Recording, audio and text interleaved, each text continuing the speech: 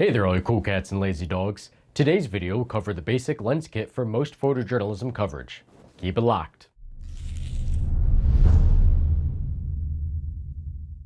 With so many different camera mounts, brands, prices, and styles from which to choose, picking the best lens for the job can often be a daunting task. For myself, I found the Holy Trinity lens kit to be the most adaptable set in my toolbox.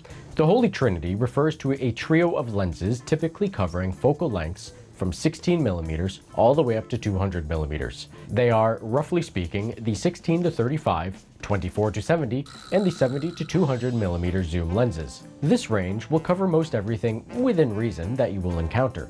Of course, there are exceptions when taking creative intent and job application into account, but this will cover the basics required for most fieldwork. Advisable qualities in a trio of lenses for this task are that they have a fixed aperture so that the exposure is constant while zooming, have the same aperture across lenses so that there is no exposure difference after changing lenses, have the same mount so that they can connect to the same camera, and have the same front filter thread size. Unfortunately, in Canon's case, the 70-200 does not share the same front filter thread size as the 16-35 and the 24-70, so this will require a step-down ring or multiple filters. Everything about this trio should be as uniform as possible, so as to speed up the process, to spend less time fiddling with the camera, lens, and settings so that you don't miss the shot.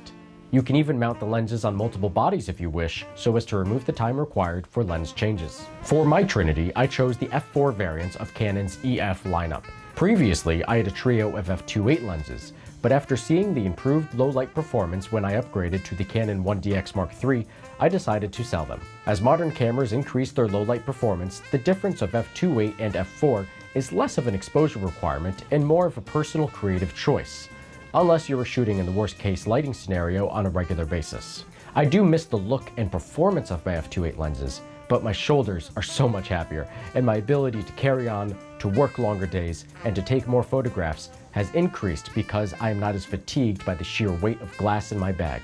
The difference in the 2.8 and f4 lenses definitely adds up, especially with the 70-200, where the 2.8 is about twice as heavy as the f4.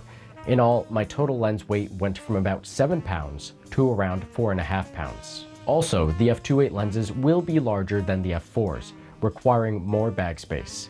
The Canon f4s have another advantage, which is image stabilization, and the 24-70 even has a macro feature. The first lens on this list is the 16-35, which will cover your wide, establishing, and scene-setting shots, and it makes an exceptional landscape, architecture, and time-lapse lens. It can also put you right in the action by having the subjects in the forefront, giving it a point-of-view feeling. Conceptually, this range is great for conveying grandeur, isolation, distortion, discomfort, scene context, POV, or just fitting everything in the frame if you can't move back any farther. The second lens is the 24-70, which will act as the K-bar of the lens world. It's not a great wide lens and it's not a great telephoto lens, but it covers just enough of the basic focal lengths so that you can tell the story. Conceptually, this range will cover a more neutral feeling as it is most similar to what the human eye perceives. The third lens is the 70-200, which is my preferred focal range.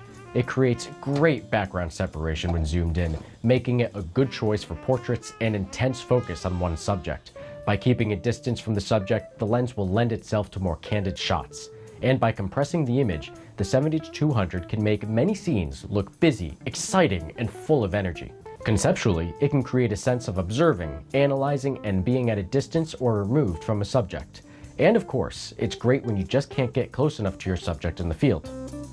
The 70-200 has another benefit of being able to accept a teleconverter, like the 2X Mark III, which will double the minimum and maximum focal lengths, turning it into a 140-400mm lens. I find this to be a great addition when ultra compression of a scene is needed, or when the subject is just too small or too far away.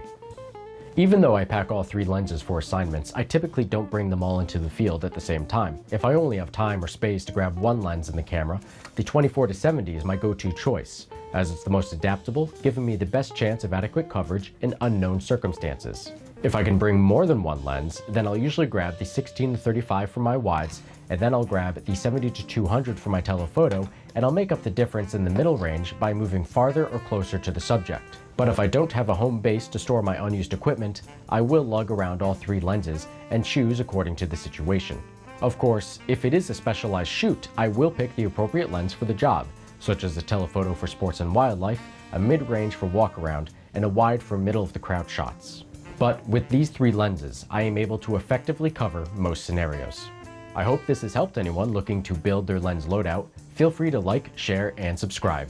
Until next time, this is Alexander Calder Spinelli of Longbow Media, signing off.